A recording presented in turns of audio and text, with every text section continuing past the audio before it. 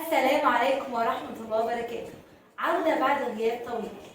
معظم طلبة الثانوية العامة بعد لما وصلنا لنص الامتحانات حصل لها إحباط كبير وبدأت تفقد الشغف وتيأس. أنا خلاص، أنا بعد كل المذاكرة دي حلمي ضاع، خصوصا طلبة علمي بعد امتحان الكيمياء حصل لها إحباط كبير جدا. وكل شويه اشوف كومنتات ومتابعاكم على النت الاقي انا حلمي اتدمر، انا بعد كل المذاكره وبعد الشهور دي كلها حلمي ضاع. لا، هو ما ضاعش، لان امتحان الكيمياء مش عليك انت لوحدك، هو على كل الجمهوريه. وطبعا من حقك انك تزعل، بس برضو خلي في بالك ان الامتحان ده مش عليك لوحدك. خلي بالك اللي مش هيضيع حلمك الدرجات اللي انت حسبتها. انا ضيعت لحد دلوقتي كام درجه. اللي هيضيع حلمك بجد هو القلق. انا ذاكرت وامتحنت، بلاش اراجع، لان الحسبه اللي انت هتحسبها هتطلع متغيره خالص في النتيجه. انا واحده من الناس هحكي لكم القلق والتوتر سبب لي ايه في ثانويه 2018. طبعا احنا عارفين ان احنا بنقعد مده طويله نفضل نذاكر وبنفضل نراجع وامتحانات دايما والكلام ده. جيت ليله امتحان التاريخ، بيتهيألي كان الامتحان ده كان قدامه 5 ايام او حاجه زي كده. المهم بعد ما خلصت كان فاضل لي بالظبط صفحتين مراجعه وادخل الامتحان زي اي حد. قلت هنام شويه واصحى اقوم وابقى مركزه اخلص واروح اللجنه على طول. حصل لي ايه بقى؟ حصل لي حاله من القلق والتوتر الشديد، ان انا هدخل مش هعرف احل حاجه، ان انا ناسيه محمد علي نسيته، احمد عرابي نسيته، الكلام ده كله.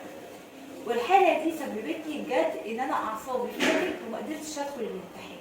والله زي ما بقول لك كده ما قدرتش ادخل الامتحان. اضطريت ان انا هاجل سنه كامله على امتحان انا كنت مخلصاه يعتبر ومذاكراه كويس جدا، بس بسبب القلق وان انا اتوترت جدا.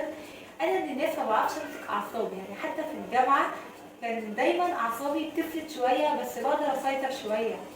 اما الامتحان ده لا، ما قدرتش خالص، لان هو دايما كان يقعدوا يقولوا ان امتحان التاريخ او امتحان الفيزياء دايما بيقولوا كده بيبقى اصعب حاجه في الثانويه العامه. مش شرط طبعا الكلام ده. المهم بسبب الامتحان ده انا اجلته سنه كامله. قعدت دخلت امتحانات كلها ما عدا امتحان التاريخ، اجلته سنه. انت متخيل ان انا قاعده سنه كامله على ماده واحده بس، ودخلت بقى علم النفس وكل الامتحانات اللي وراه؟ هو ربنا عايز كده. بس المهم دخلت 2019 امتحان التاريخ، لقيته اصعب بكتير من سنه 2018. بس الحمد لله هي كانت نفس مذاكرتي ما اتغيرتش، نقص درجه واحده. طب الدرجه الواحده دي لو كنت مسكت اعصابي كنت دخلت 2018 وجبتها وجبت الدرجه ودخلت مع اصحابي الجامعه. لا، بس هي ربنا برضو عايز كده، ونقصت درجه في 2019 ودخلت حلمي. انا كان نفسي وانا صغيره ادخل كليه تربيه عام، دخلت كليه تربيه عام في جامعه السويس الحمد لله، ولسه متخرجه السنه دي. هي دي الحكايه كلها، ان انا خلاص امتحان الكيمياء راح، ابدا اركز في اللي جاي. امتحان الفيزياء ممكن يبقى اسهل بكتير من امتحان الكيمياء، ما ندريش ربنا عايز ايه. طبعا ادب التاريخ افضل اذاكر ادخل ماسكه اعصابي. انا الحمد لله دخلت في الجامعه سنه اولى، كنت الاولى على الدفعه بتاعتي.